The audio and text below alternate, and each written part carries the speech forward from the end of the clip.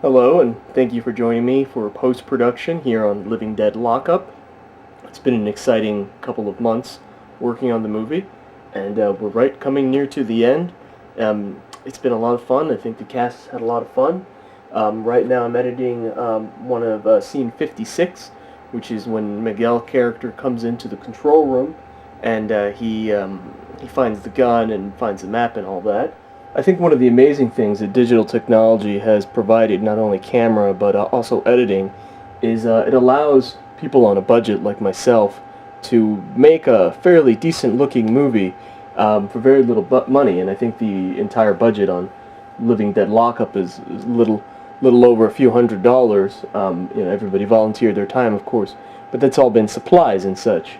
So it's very exciting to have this sort of equipment and this sort of technology accessible in this day and age. One of the earliest scenes that Mike and I had thought of that we wanted definitely clearly in the movie was the opening documentary scene, which stars, for just that one scene, my very good friend Amanda, who agreed to do this one scene. The funny thing is that we just thought it was a nice way to get the exposition of the story out in a very efficient kind of way, very cleanly and things like that. So it's just something that we sort of thought of right away. In doing that, we spent many hours searching through old newsreel footage, documenting time period, the justice system, and the time period. Sadly, much of that newsreel footage had fallen into public domain.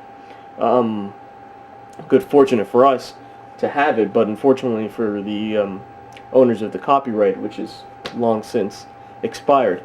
But fortunately for us, it allowed us to come in and do this scene in sort of realistic context, because it's actual footage from that time period, and much of it was in much better condition than is actually presented in the movie. We actually had to degrade it digitally to sort of give it that time period, because nobody would believe that it was actually from that time period if we showed it in the perfect quality that it was. Somehow by degrading it, it needed to look a little bit more of that era. So, yeah, we have very exciting, we thought, it's a fun, exciting way to start the movie, and sort of give a little classical feel to it.